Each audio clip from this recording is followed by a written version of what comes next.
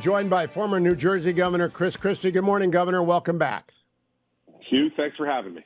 The most important issue in America today is what do we say and do about Israel's war in Gaza and the threat from the north from Hezbollah. What do you think of President Biden's policy? Look, I think, as I've said to you before, Hugh, I think generally what he did in the immediate aftermath of October 7th was the right thing to do. I think his trip to Israel was the right thing to do. Now, of late, I don't like the way he's showing and having Anthony Blinken show as much daylight as he's showing between Israel's efforts and United States support. The fact of the matter is that Hamas executed a horrific terrorist act. They have made very clear publicly that they intend to do it again and again if they're able. And so the Israelis have an obligation to the safety, security of their people and the integrity of their territory to dismantle the Hamas military machine as best they possibly can. And we need to be completely supportive of that effort. Governor, I don't think President Biden has the ability to deliver a clear, concise, and inspiring speech about this. It's an upside-down Maginot Line. It's going to take forever, and they're going to have to do an upside-down Roman. We made Carthage a desert and called it peace, but it's going to take a while. How long do you think it will take the Israelis to do this, and should we support them every step of the way? Look, I think that the Israelis could probably get, it depends on how much you want to dismantle it, Hugh. I don't think it's possible to completely eliminate Hamas. I just think that the territorial problems make that very, very, very difficult. But I think you could degrade them significantly enough that they're not an immediate threat. And then you have to do better than the Israelis have done, quite frankly, in their intelligence gathering and their execution on that gathering in the future.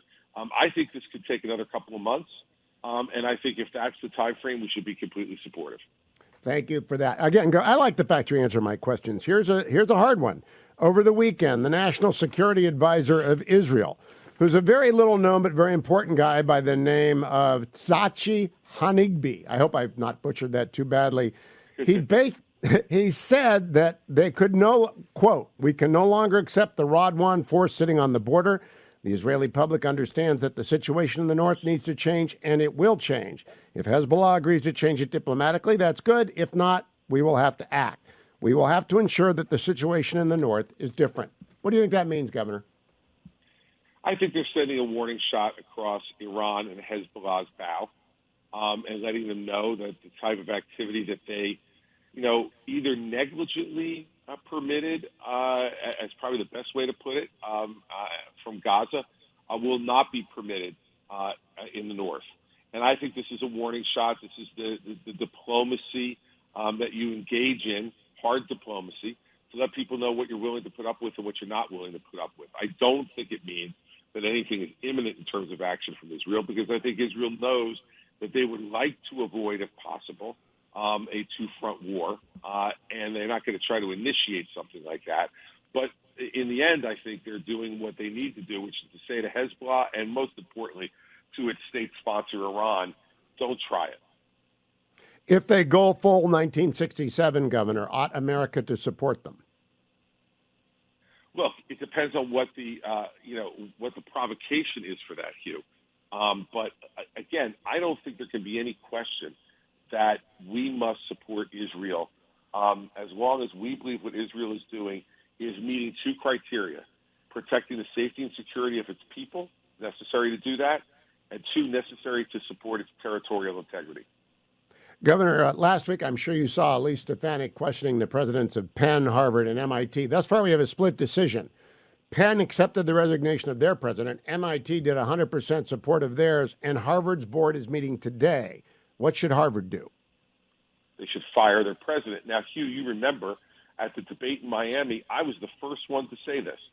I said that all of those presidents should be fired, and I said it back, in early November. The fact is that this anti-Semitism is a symptom of a greater problem in our higher education system, especially in what's constituted to be the elite colleges and universities in this country. They have been on a hiring spree over the last decade and a half or more of radical people with radical ideas that put their DEI type of function into place. And what it's done is it's infected the entire educational process in these schools. And look, I have personal experience on this. Our oldest son went to Princeton University, graduated in 2016. I saw a presence back then, Hugh, and it's only gotten worse and worse and worse over time. Claudine Gay should be fired. She should have been fired quite some time ago. And MIT is making a huge mistake in maintaining the presidency that they have there. Governor, you know about the two-state solution. I've got the two-secretary solution as a Harvard alum. I've been putting it out there. Bring in Hillary Clinton to run the place for 3 years and put Mike Pompeo in charge of the search committee and the reform committee at Harvard. What do you think of my two-secretary solution? Well, look, I have absolutely no problem with Mike Pompeo leading a search committee. I think there are very few people who have greater integrity than Mike Pompeo, and I think he would bring integrity to the process. As for Secretary Clinton, I don't know if she's really qualified to be a university president, and would she bring the right type of leadership there? Would she be willing to stand up to the DEI culture and the woke culture that's going on in these places? I'm less sold on your one secretary, more sold on your other. Well, it's just a question of the art of the possible. And I don't know that the Board of Trustees or the overseers in the corporation are going to bring in a Republican. Governor, let me ask you some technical questions about personnel. Do you have any idea who would be your chief of staff in the White House? I have a couple ideas, but I'm certainly not going to spring them on your show, Hugh. Why not? Make some news.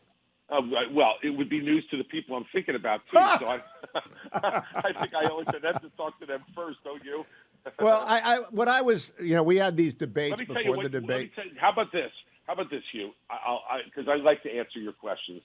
I would say this. I think you should consider it very likely that my chief of staff will be somebody who either was a governor or currently serves as a governor. Very well put. Good. I think these personnel questions, there are only 3,000 appointments, and we always elect a president and a vice president. Do you think we ought to have more clarity on who's coming in with the team? Yes, I do. And I think if that were something that people got a little bit of notice on, let's say before the next set of debates, that there might be a question on the kind of people you would consider, then you could have the time to at least give those people a heads up that their name will be thrown out in front of millions of people on national television or millions of people here on the Hugh Hewitt show. But I absolutely think it's important because, look, the guy who can answer that question is Donald Trump, because 40 of his 44 cabinet-level people have said not only that they wouldn't work for him again, they wouldn't vote for him. And so who's he going to bring in? Is this going to be the Kash Patels of the world, the Jeffrey Clarks of the world, the Michael Flynns of the world? Are going to be the people who are going to populate the next Trump administration, a bunch of deranged sycophants who will just do whatever the masters tells them to do, regardless of the law and the Constitution? I'd answer these questions because I want Trump to answer these questions because, you know what? He's not going to be able to find anybody good to work for him. Do you expect him to come to the debates that are allegedly going to happen before Iowa and New Hampshire? Non-sanctioned RNC debates are now allowed. I don't expect that he'll come to Iowa, but I think because he knows he has greater risk in New Hampshire, he might show up at the New Hampshire debates. Will you do a debate that just has legacy media running it? Because the RNC's backed away. That means legacy media will fill in, and they're not going to bring any Republicans with them. Look, I'll show up at any debate, anytime, any place, because I am self-confident in my ability, as you saw on Wednesday night, to not only answer questions directly, which none of the other candidates on the stage were willing to do. And I think they have to be called out on that, Hugh, because in the end, you had Ron DeSantis on Wednesday night who would not answer if he would send troops into Gaza if we had a plan to successfully rescue hostages, wouldn't answer whether he would send troops to Taiwan if China invaded, and wouldn't answer whether Donald Trump was fit or unfit to be president of the United States.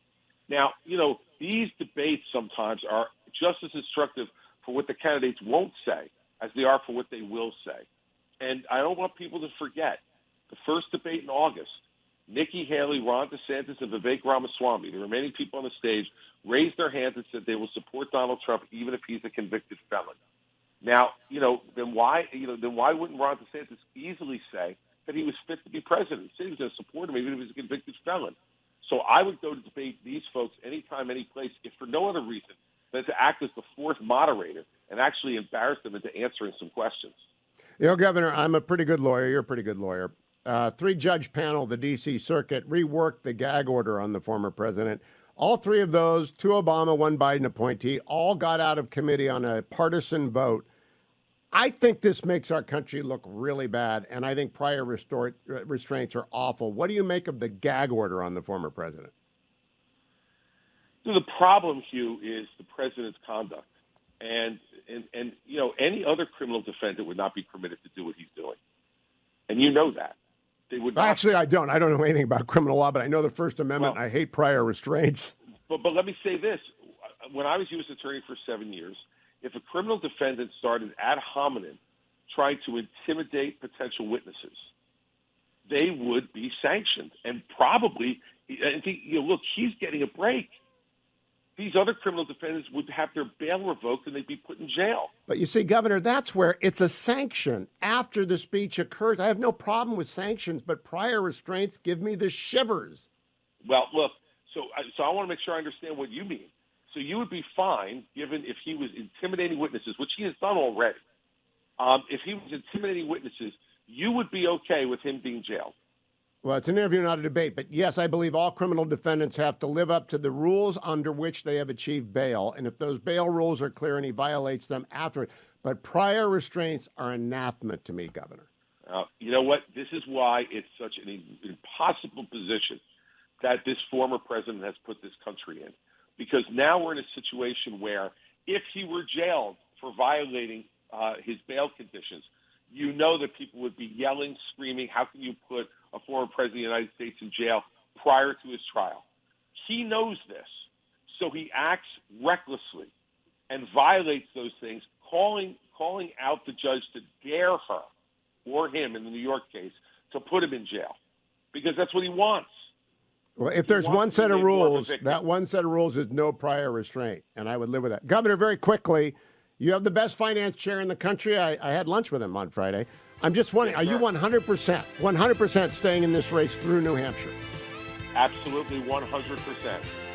Governor Christie, always a pleasure to talk to you. Keep coming back. I appreciate the time.